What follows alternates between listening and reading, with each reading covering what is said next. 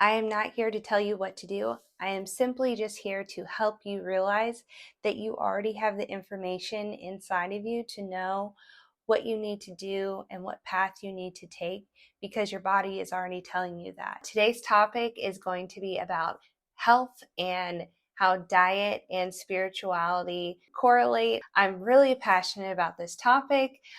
This is my second round making this video because if you are a mother, you know how challenging it can be to get work done while your kids are home from school. Hey, welcome back to my channel. If you're new to me, my name is Rachel. I'm a feminine life coach and I empower women to realize their full potential by balancing their feminine and their masculine energy.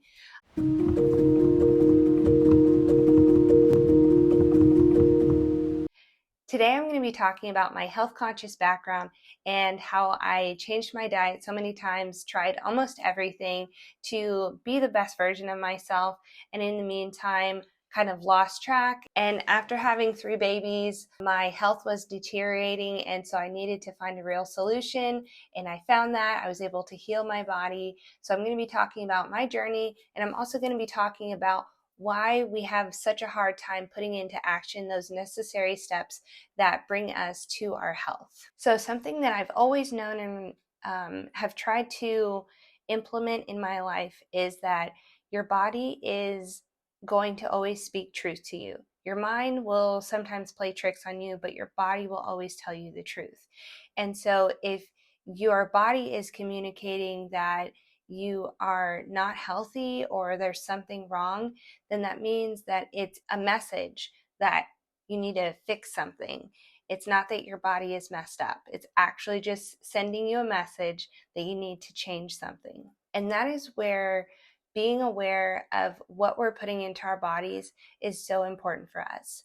In order to balance a spiritual and physically healthy life, we need to make sure that we're being present with what our food choices are, what we're eating, and we're listening to our body and seeing what messages it's bringing to us. I am not here to tell you what to do. I am simply just here to help you realize that you already have the information inside of you to know what you need to do and what path you need to take because your body is already telling you that. Now, certain people are going to feel differently on one diet than another because we're all different.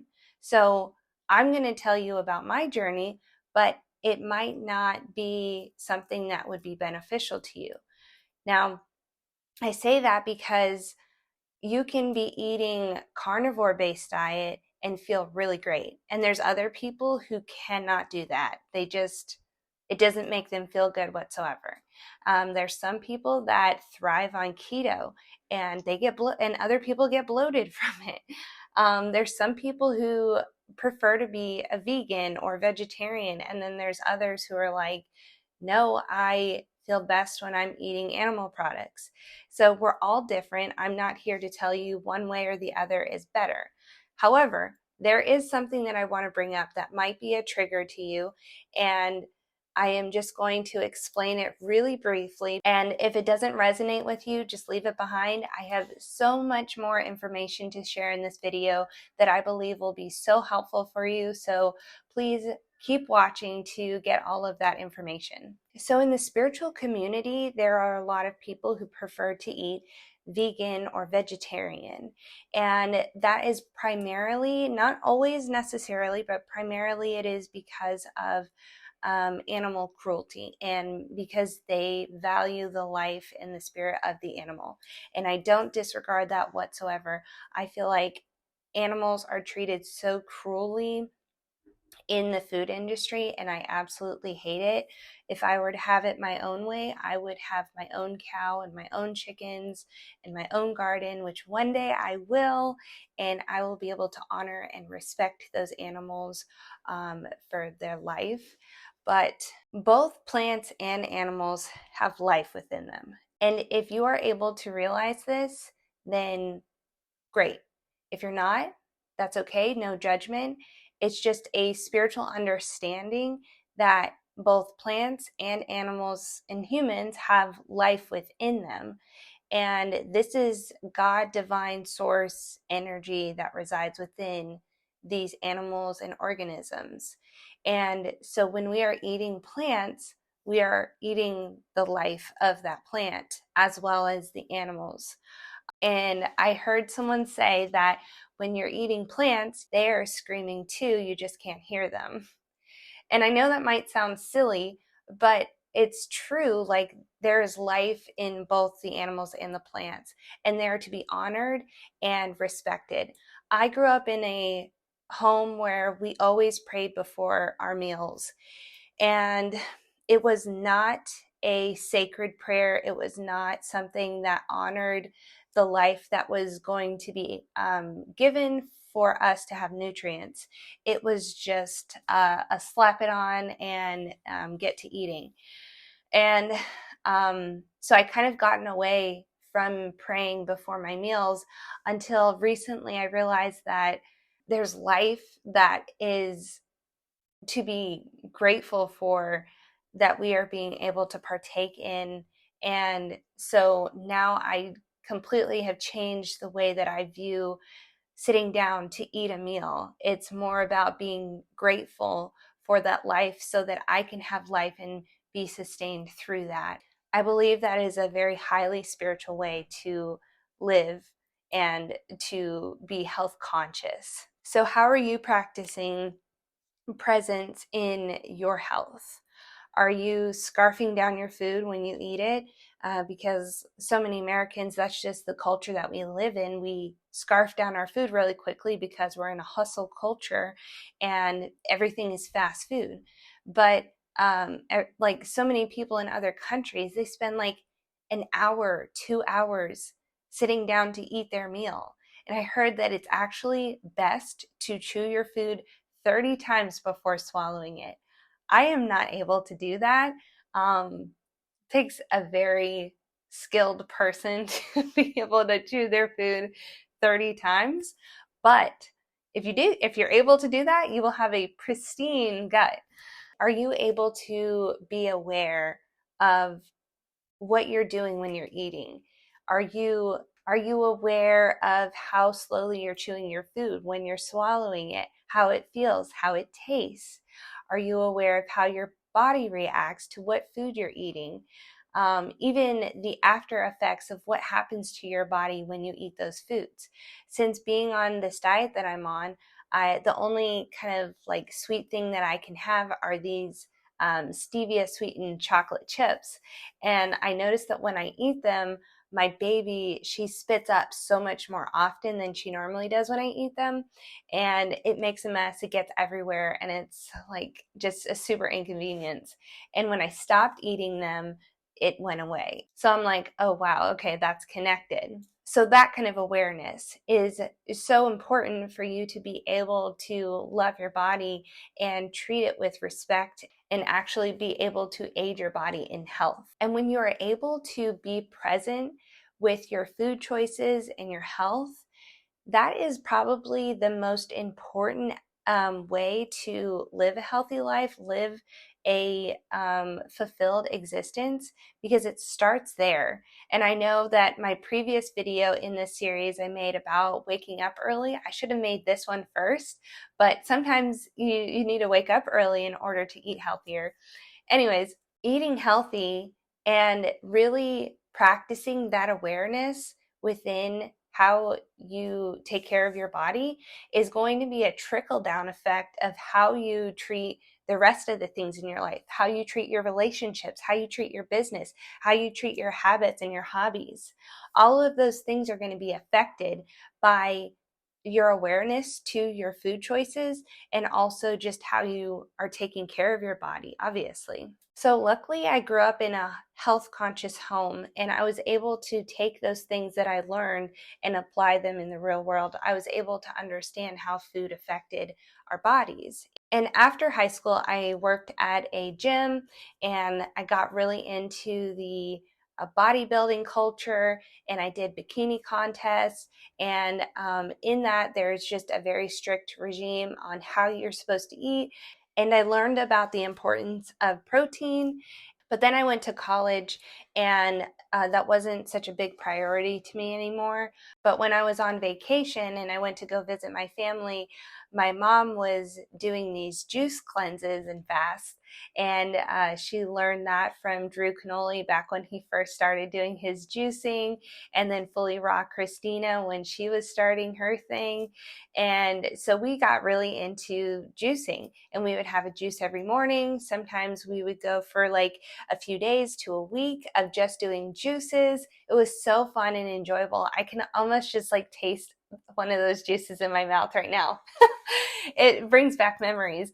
But yeah, just going through that stage was so fun and like healing in a lot of ways, but definitely not sustainable, at least for me and how I'm built. For Fully Raw Christina, like she's still living that way. Like that's probably like 15 years later, and I'm sure she's been doing it for longer than that, and she looks amazing. So, kudos to her. If you can like eat fully raw, only fruits and vegetables your whole life, then great, go for it. I don't know if I could do that. But then I kind of bounced back and forth with different things. I did a 21-day fast. And then after that, I kind of went crazy and started eating really unhealthily. And then I fluctuated so many times. And then I had my baby. And after that, I realized that I was deprived of a lot of nutrients. And so I tried to count my macros again and eat organic foods. But that was at the time when I started to feel more bloated, more tired, have acne, more acne than I did before.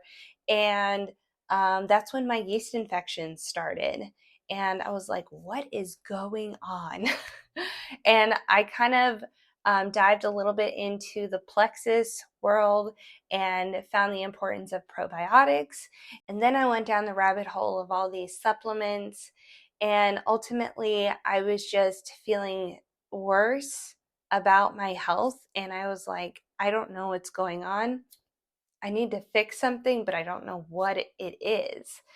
And it wasn't super desperate until after my second baby. And I was like, I need to go to a doctor.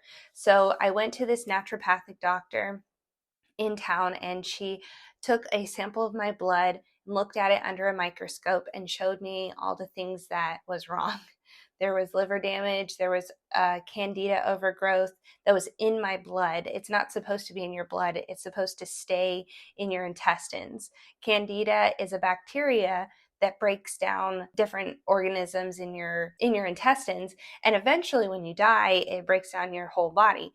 But candida is not supposed to leave your intestines, so that means that you have a leaky gut if it's in your blood. So I had a leaky gut. I had all of these issues, and I was like, well, what do I do? And she was like, okay, you're going to take this piece of paper home and you're going to follow it to a T. She had me on this like super strict routine where I was eating certain foods and couldn't eat other ones. And I was taking all these supplements and cleansing every so often with like salts, and it was horrible. Like, if anybody is able to withstand that, like, it was not possible for me. And I'm not saying that I was like weak-willed. I tried my very best to stay on that routine. It was not sustainable whatsoever. I was like, there needs to be an easier way to this. But needless to say, I really did try that for like a year. And then I was just like, I'm not seeing that many results. I need to, I don't know, just do something different. So I tried to eat as healthy as I could. I actually started eating carnivore, and I felt a lot better doing that. I was eating, maybe it wasn't like strictly carnivore, it was carnivore with fruit, kind of like how Carnivore MD eats. And I felt really good doing that. But again, that wasn't a sustainable life. And I realized why, and I'll tell you in a little bit. But then I had my baby, my third baby. And at that point, like throughout my whole pregnancy with my third baby, I was absolutely miserable because your symptoms go through the roof with whatever you have, because your baby is taking all the nutrients that you're putting into your body and more. So if you're not in a good, healthy place before you get pregnant, you're going to be in a really bad place after you give birth. And that's kind of where I was. And I needed to completely start over. And what really got me there was realizing that my baby was now being affected by this disease, this illness that I had with the candida overgrowth. And because she was displaying signs of this rash, and I was just like, okay, I couldn't commit to getting better enough for myself. I need to do what is right for her. And I knew what it was all this time, like subconsciously I knew, but I had such a hard time actually doing it. And so often we do this where we know what the answer is, we just don't want to do it because we know that it's going to be hard, or we're really scared of what's going to happen. And what I was scared of was giving up sugar, was giving up sweets, was giving up carbohydrates. I knew that that's what was feeding the candida. And if you've ever had this issue, you know how miserable it can be. I literally would cry almost every night when I was pregnant, just like asking God to take this away. And I'm like telling my husband, I don't know what else to do. I am so miserable. I am so tired of this. I just want it to go away. I discovered Dr. Berg. And if you know who he is, which I'm sure most of you do because he has like millions of subscribers on YouTube, um, he is all about keto. And I was like, okay, I got to try it. I got to cut out sugar. I got to cut out carbohydrates. I actually, before, I think it was when I was pregnant, I cut out sugar, but I didn't cut out carbohydrates because I was afraid that I needed those carbohydrates for when I was pregnant, like to feed the baby. And side note, you don't. You can be totally fine eating keto while you're pregnant, but that's another topic for another day. So what I did was after 2 weeks postpartum, I decided to commit to doing keto for as long as I needed to. And I knew that that would probably be at least 6 months to a year where I would start to see results. And that's really challenging for me because I want to be able to enjoy the things that other people are enjoying, enjoy it with them, and really just be able to live my life to the fullest. And I felt like I was missing out if I wasn't able to have those sweet treats. And other people almost like felt bad for me because they were like, um, like sugar or sweet things are a support system for us in a way. And I'm like, I understand where you're coming from, but how can something so toxic to our bodies be a support system? I had so much compassion for those people because I've been there and I felt that before, but I was like, no, I am doing what is best for myself right now. And I don't care if I'm missing out. I don't care if I am not able to have a little sugar high for a few minutes because my baby was being affected by it. My health, my long-term health was being affected by it. And I was like, I don't want to be miserable anymore. So I'm going to choose the opposite path. So after 5 months of doing keto, I felt amazing. There were some ups and downs. Like the first week was absolutely miserable. I had what they call the keto flu, where my head hurt so tremendously that I had to take ibuprofen for 2 days. And I am not a person that likes to take medicine, even if it's just for like a super inconvenience. But I was like, I literally cannot function properly because this headache was so horrible. This candida was just like screaming at me, like, give us our sugar. I had to do the ibuprofen for a couple days, but then it got better. And then there were a few spurts, probably, I think there was like 3 days sporadically throughout the last 5 months where I felt that again. And it was just like a really intense headache for the whole day. And I was like, what's going on? Because I wasn't drinking coffee or anything. So it wasn't like a withdrawal of caffeine. So I was like, it must be the candida, like doing another phase of dying, which was actually exciting for me. I was like, wow, it's like going away. And I was like, wow, it's like really upset, but it's going away. Yay. And then like probably within the last month, I have felt so amazing. I have so much more energy. I'm able to play with my kids. I'm able to wake up early. I'm able to work out twice a day. I wasn't able to do any of those things before. Like maybe work out and maybe have some energy for the kids, but about that was about the extent that I could reach. And I knew that there was something wrong with me because that's not normal. And also my intimacy life has been so much better. Like it wasn't bad before, but it has been so much better since then. So it like has affected my whole life. And it's been so simple and easy for me. Like having the naturopathic doctor write out a plan for me, I was like, it took so much effort for me to like think about, okay, what do I need to eat right now? Like, can I eat this? And is this okay? Like now, all I do is I make 4 eggs in the morning with Parmesan cheese and some pecans. And then I have a huge salad at lunch.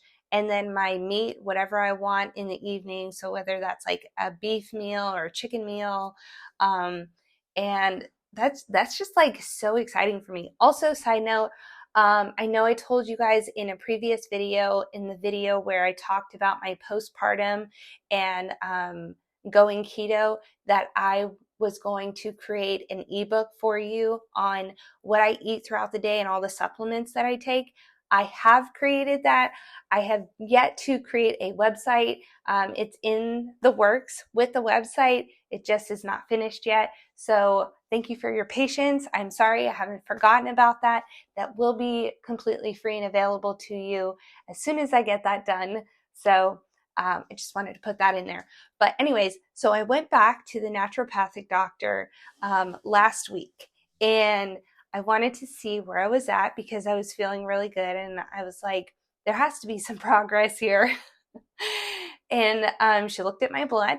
Absolutely no candida in my blood, and like such minimal signs of leaky gut. I was so blown away because I mean, I should have expected that based on how I was feeling, but honestly, I was like kind of in disbelief because I almost believed for a little bit that I would have to endure this for like the rest of my life. Or at least that it would take like another 6 months, that it would be like completely gone. So it was really exciting to see that. And something else I wanted to add in with keto is that if you are thinking about going keto, the reason that it's so much more sustainable for me as a person is because the fat content. And I'm not talking about like beef with like marbled fat in it. I'm talking about butter and heavy cream and cheese. Like if you eat a ton of fat, like high fat, low carb diet, you're going to be able to have sustained energy for the next meal. You're going to be able to intermittent fast very easily. You're going to be able to reach ketosis so much more easily because this fat is giving you the sustainability that's longer lasting than carbohydrates are. And I was actually afraid that my milk supply would go down, but it's actually stayed completely normal. I haven't had any issues with my milk supply whatsoever. And it's because your body is now taking that fat for energy instead of the carbohydrates and sugar, the glucose. So it's important to know that because if you are wanting to go keto, but you're still eating a little bit of carbs, your body's kind of going to be a little bit confused about what energy source it's supposed to be taking. So you want to make sure that you're either doing like all high fat or all carbohydrates. Because if you're doing like high in both or like high in some, it's it's not beneficial. You're probably going to like see some bloating. So just saying that because I have seen that before. Now, getting to the part of actually making the choice. I will say this over and over until I'm blue in the face. You get to choose what your life is going to be like. You get to choose. Isn't that so empowering? Like, you get to choose how you're going to look, how you're going to feel, what you're going to have in your life, who's going to be in your life, how you're going to feel. Like, it's just, you get to choose. So choose. Make a choice. And the reason it's so hard to choose what it is that we want is because we're stuck.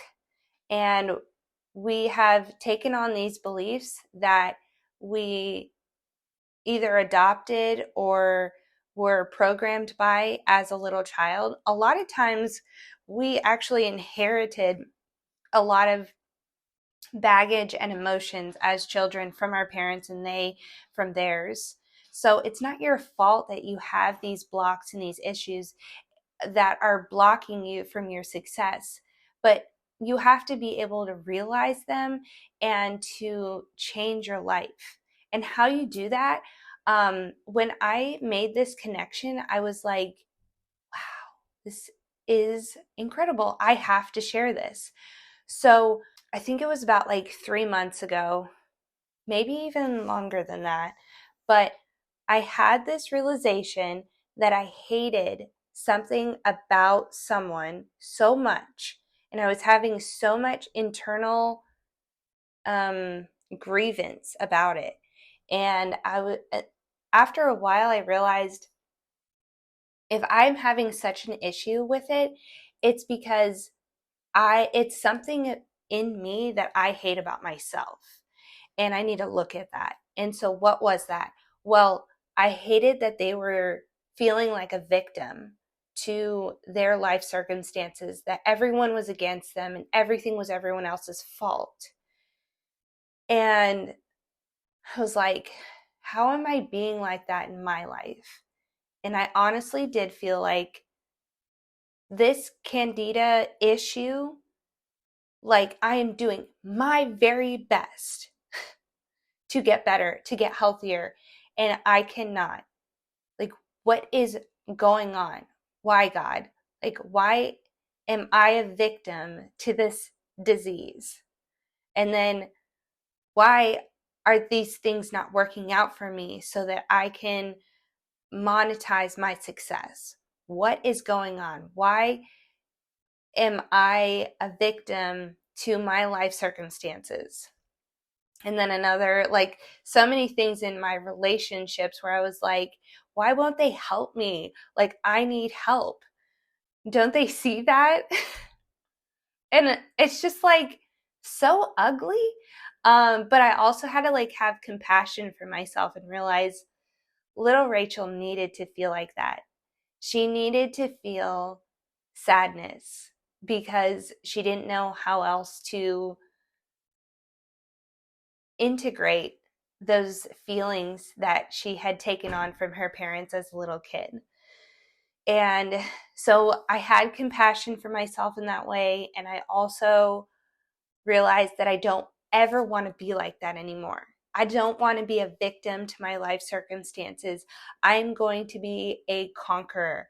I am going to take my life by its bootstraps and I'm going to be in control of it. I'm going to be in charge of it. I'm going to see success in my life. And I think that's what kept me going in actually finding a solution to my health.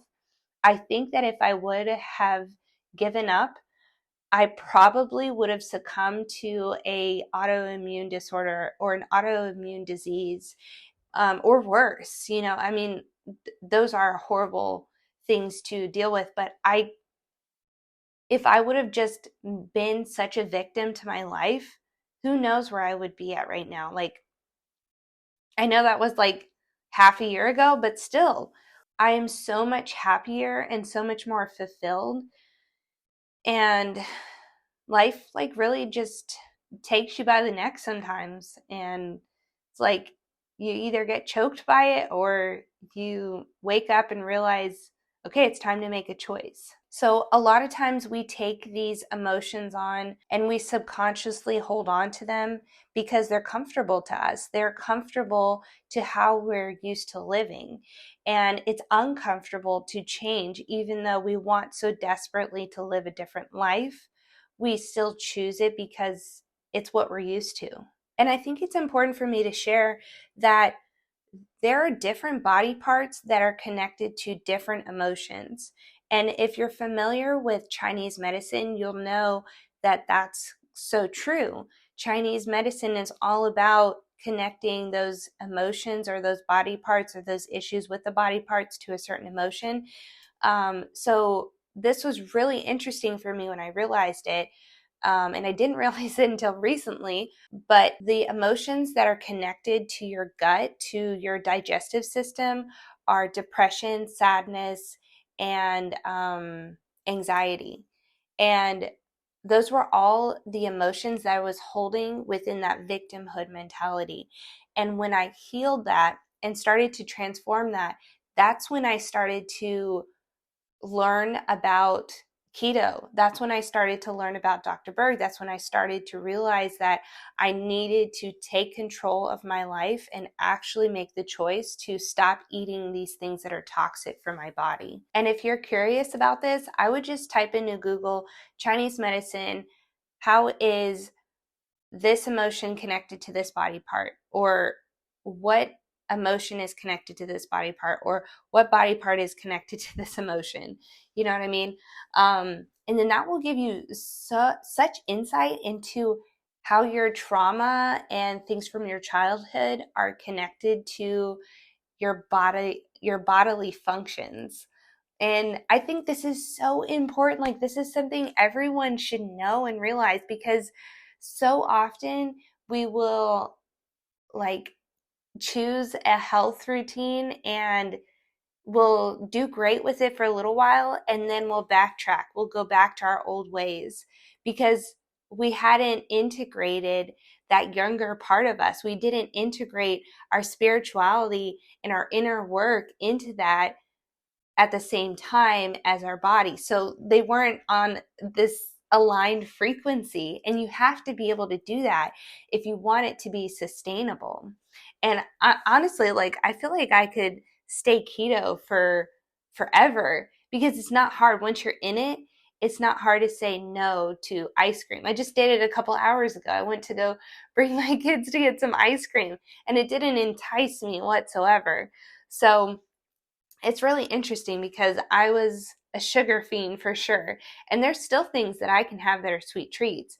I just use sugar alcohols in my treats instead, and like almond flour. So I don't deprive myself, but I just choose different ingredients and I don't say yes to everything. And I think that that's because I was able to heal that inner part of me that needed to transform, that needed to be seen, you know?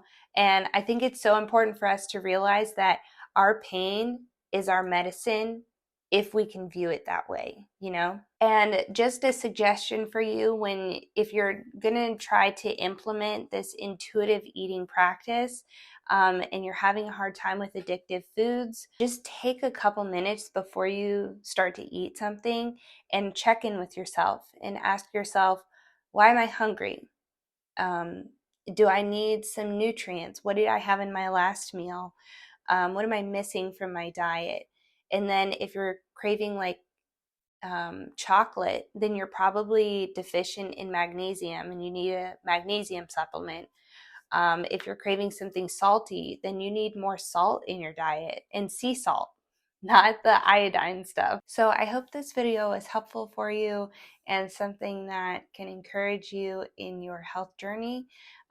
If you like this kind of content and want to see more about spirituality, balancing your life with your energies, and self-actualizing, please subscribe to my channel. That really helps out a lot.